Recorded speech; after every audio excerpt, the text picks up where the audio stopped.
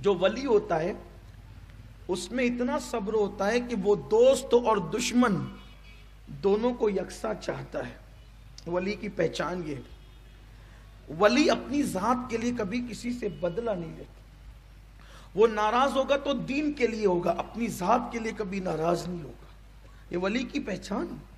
یہاں تو میاں جس کو دیکھا ولی کہہ دیا، جس کو دیکھا وہ ہے۔ چمکتے جبوں میں ولایت نہیں ہے، چمکتے دلوں میں ولایت ہے۔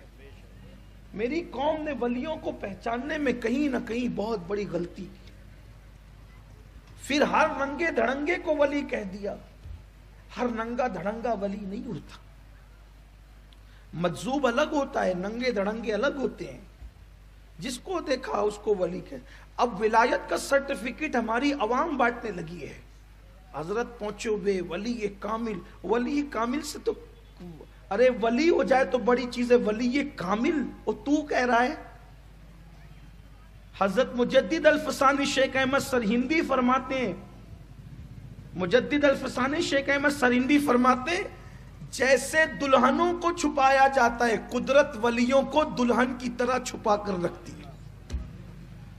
انہیں پہچاننا آسان نہیں ہے ولیوں کو۔ ولی کون ہوتا ہے؟ ولی کو ولی پہچانتا ہے، ولی کو ولی پہچانتا۔ اب تم سب کے بارے میں ولی کامل ولی کامل کیا کہنا چاہتے ہیں کہ آپ بھی ولی ہیں؟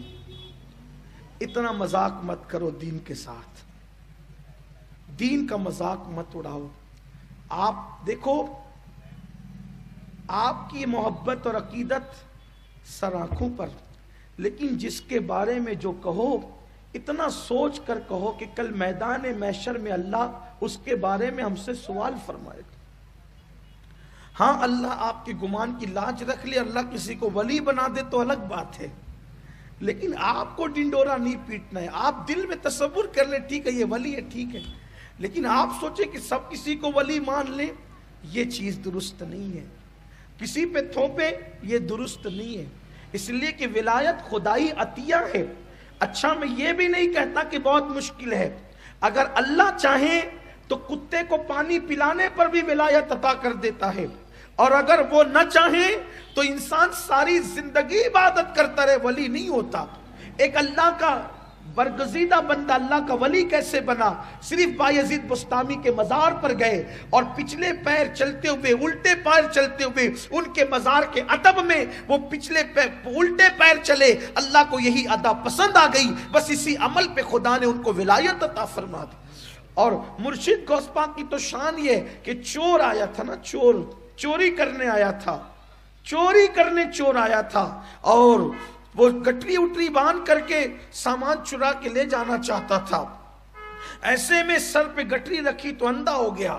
ممکن ہے کسی اندھے کو بات یہ میری سمجھ میں نہ آئے، لیکن ٹھیک ہے یہ ذوق کی بات ہے اور عقیدت کی بات ہے، اور عقیدت کی بات کرنے کی تو سب کو اجازت ہے، کتابوں میں لکھا ہوا ہے۔ اس نے جیسی گٹری سر پہ رکھی وہ اندھا ہو گیا، پھر نیچے اتاری آنکھ مل گئی، پھر سر پہ رکھی اندھا ہو گیا، پھر نیچے اتاری آنکھ مل گئی۔ ایسی کشمکش میں تھا، اس لیے کہ چھوڑنا نہیں چاہتا تھا۔ حضرت خضر علیہ السلام تشریف لائے اور کہنے لگے کہ غوث پاک سے کہ شیخ فلاں مقام پر ایک بندے کا انتقال ہو گیا جو قطب الوقت تھا، اب اس کی جگہ کسی کو مقرر کرنا ہے، کیا کریں؟ فرمایا کہ وہ جو چھپ کر کے کونے میں بیٹھا ہے اس کو پکڑ کے لاؤ۔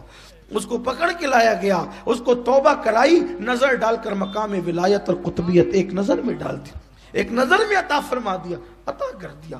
تو نظر سے بھی ملتی ہے ولایت، ایسی بات نہیں ہے، لیکن آپ نے ہم نے کسی کے بارے میں کچھ کہنے سے پرہیز کرنا چاہیے۔ ہاں اگر آپ کا دل کسی کے بارے میں کہتا ہے ایک الگ بات ہے، آپ اس کو مانیں۔ کبھی کبھی ایسا ہوتا ہے کہ آپ کے کسی کو ولی مان لینے سے آپ کی برکت سے وہ ولی بن جاتا ہے۔ یہ بھی ہے کہ قدرت مومنوں کے گمان کے مطابق فیصلہ کرتی ہے، مومن جس کو ولی کہنے لگ جائے پھر وہ ولی ہو جاتا ہے۔ یہ بھی بات ہے، قدرت مومنوں کے گمان کو رد نہیں کرتی، لیکن ہم کسی کے بارے میں تھوپا نہ کریں۔